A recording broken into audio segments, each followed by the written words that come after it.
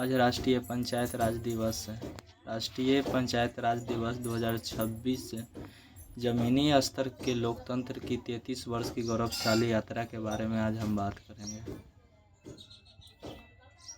हर वर्ष 24 अप्रैल को पूरे भारत में राष्ट्रीय पंचायती राज दिवस NPRD मनाया जाता है। यह दिन भारतीय लोकतंत्र के इतिहास में एक महत्वपूर्ण मील का पत्थर है, क्योंकि इसी दिन वर्ष 1993 में 73वें संवैधानिक संशोधन अधिनियम को लागू किया गया था। इस ऐतिहासिक संशोधन ने देश भर में पंचायती राज संस्थाओं PRI को संवैधानिक दर्जा और कानूनी मान्यता प्रदान की, जिससे लोकतंत्र को जमीनी स्तर तक सशक्त बनाने की दिशा में एक नई शुरुआत हुई। वर्ष 2026 में यह अवसर और भी खास है, क्योंकि यह इस महत्वपूर्ण उपलब्धि के 33 वर्ष पूरे होने का प्रतीक है। इस वर्ष राष्ट्रीय स्तर का मुख्य समारोह नई दिल्ली के विज्ञान भवन में आयोजित किया जाएगा, जहां देश भर से पंचायत प्रतिनिधि, अधिकारी और नीति निर्माता एकत्रित होंगे। इस अवसर पर प्रधानमंत्री श्री नरेंद्र मोदी का संदेश पढ़ा जाएगा, जिसे देश के सभी राज्यों और केंद्र शासित प्रदेशों में पंचायती राज विभागों के माध्यम से ग्राम पंचायतों तक पहुंचाया जाएगा। यह संदेश देश भर के निर्वाचित जनप्रतिनिधियों और ग्रामीण समुदाय को प्रेरित करने का कार्य करेगा। इस कार्यक्रम में पंचायती राज मंत्रालय में राज्य मंत्री प्रोफेसर SP सिंह बघेल, मंत्रालय के सचिव श्री विवेक भारद्वाज सहित कई वरिष्ठ अधिकारी उपस्थित रहेंगे। इसके साथ ही उत्तर प्रदेश, उत्तराखंड और हरियाणा जैसे राज्यों से आए पंचायती राज संस्थाओं के प्रतिनिधि भी इस आयोजन में भाग लेंगे, जिससे राज्यों के बीच अनुभवों और सर्वोत्तम प्रथाओं का आदान प्रदान संभव होगा। इस अवसर पर पंचायती उन्नति सूचकांक PAI 2.0 की रिपोर्ट का विमोचन किया जाएगा, जो पंचायतों के समग्र विकास और प्रदर्शन का आकलन करने का एक महत्वपूर्ण उपकरण है। इसके अलावा मेरी पंचायत मेरी धरोहर पहल के तहत ग्रामीण विरासत को संरक्षित और प्रोत्साहित करने के उद्देश्य से 3 महत्वपूर्ण पुस्तकों का भी विमोचन किया जाएगा। इनमें त्रिपुरा, तिरुपति और उत्तरकाशी की समृद्ध ग्रामीण सांस्कृतिक धरोहर पर आधारित सचित्र मोनोग्राफ शामिल है। ये पुस्तकें न केवल ग्रामीण भारत की विविधता को दर्शाती है, बल्कि स्थानीय पहचान और परंपराओं को सहेजने का एक सशक्त प्रयास भी है।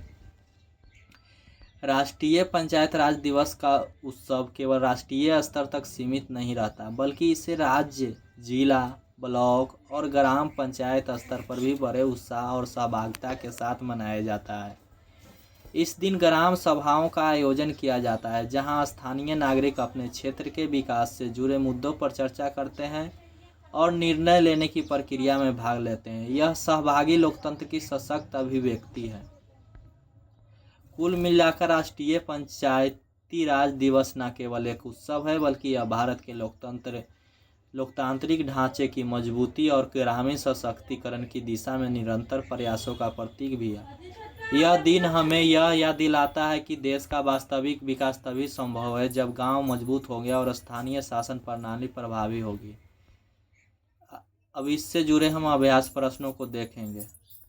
पहला प्रश्न है, निम्नलिखित कथनों पर विचार कीजिए। पहला, 73वां संवैधानिक संशोधन अधिनियम 1992 में पारित हुआ और 24 अप्रैल 1993 को लागू हुआ।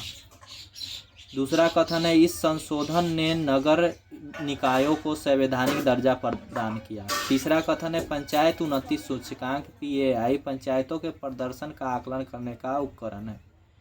सही कथन कौन सा है? A ऑप्शन केवल 1 और 2, B ऑप्शन केवल 1 और 3, C ऑप्शन केवल 2 और 3, D ऑप्शन 1, 2 और 3।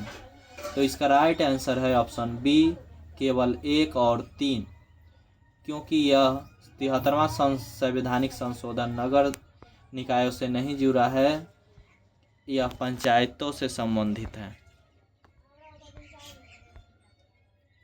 क्वेश्चन नंबर दूसरा, राष्ट्रीय पंचायती राज दिवस 2026 के संदर्भ में निम्नलिखित में से कौन सा कथन सही नहीं है?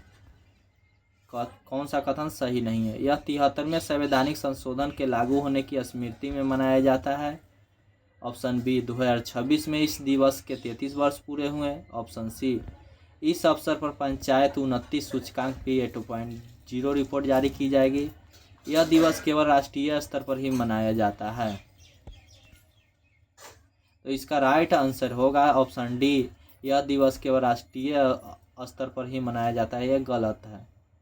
यह दिवस ग्राम पंचायती स्तर पर भी मनाया जाता है। क्वेश्चन नंबर 3, मेरी पंचायत मेरी धरोहर पहल के संदर्भ में निम्नलिखित कथनों पर विचार कीजिए। पहला, इसका उद्देश्य ग्रामीण सांस्कृतिक विरासत का संरक्षण है। दूसरा, इसके अंतर्गत केवल डिजिटल अभिलेख तैयार किए जाते हैं। तीसरा, इस पहल के तहत विभिन्न क्षेत्रों की ग्रामीण विरासत पर मोनोग्राफी प्रकाशित किए जाते हैं।